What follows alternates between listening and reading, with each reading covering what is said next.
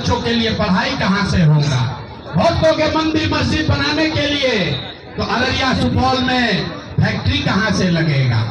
आपने वोट दिया 5 किलो अनाज के लिए, आपको अनाज मिल रहा है। आपने वोट दिया बिजली के लिए, घर घर बिजली आ गई। आपने वोट दिया मंदिर के लिए, अयोध्या में मंदिर बन गया। आपने वोट दिया सिलेंडर के लिए, घर घर सिलेंडर बट गया। आपने वोट दिया जात के लिए, घर घर जात का चर्चा गिनती हो गया।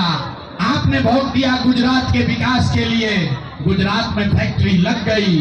आपने अपने बच्चों के पढ़ाई रोजगार के लिए वोट नहीं दिया, इसीलिए आपके बच्चे अनपढ़ और मजदूर रह गए।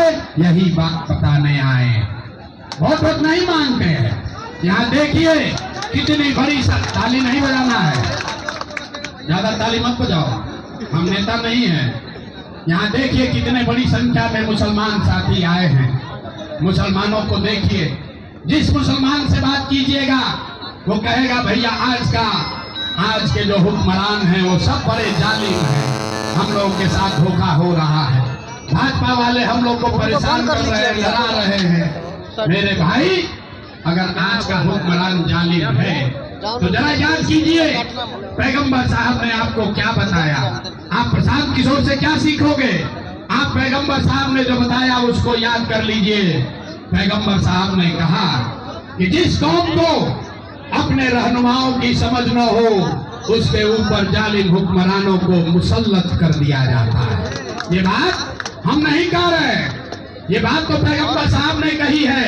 तो अगर आज के हुक्मरान आपको जालिम दिख रहे हैं तो इसका मतलब है कि कहीं न कहीं आपसे अपने रहनुमाओं को चुनने में गलती हुई है। अगर गलत रहनुमाओं को चुने हो, इसीलिए आज ये दुर्दशा हुई है। देखिए मुसलमानों की हालत, आपके हदीस में ये कहा गया, हर मुसलमान को ये कहा गया कि हर मुसलमान का ये फर्ज है अपने बच्चों के साथ आपको इंसाफ करना है। हदीस में लिखा गया कि हर मुसलमान का ये फर्ज है अपने बच्चों को अच्छा नाम देना है, अपने बच्चों की अच्छी तालीम और तरबियत करनी है। यहाँ बैठे हुए जितने मुसलमान हैं, ज्यादातर लोग, बिहार के आधे से ज्यादा मुसलमान अगर चाह भी जाए तो भी वो अपने बच्चों के साथ इंसाफ नहीं कर सकता। लेकिन फिर भी अपने बच्चों की चिंता छोड़ के लोग लालू नीतीश में पड़े हुए हैं, लोग मोदी से डर रहे हैं। आपको बताया जा रहा है भाजपा से आपको डर लग रहा है। मुसलमान कहता है कि भाई हम लोग अल्लाह को छोड़कर किसी से नहीं डरते हैं। और मैं भरे सभा में मन से कह रहा हूं कि मेरे भाई, आपसे ज्यादा डरपोक कोई कौम नहीं है। आप इतने ज्यादा भाजपा से डरे हुए हैं कि जिन लोगों ने आपके बच्चों का ये दुर्दशा कर दिया है उसके साथ भी आप खड़े होने को तैयार हैं, क्योंकि आपको भाजपा से डराया जा रहा है। आपको अल्लाह से नहीं, आपको भाजपा से डर लग रहा है। आपको इस्लाम में बताया गया कि हक और बातिल में आपको हक के साथ खड़ा होना है।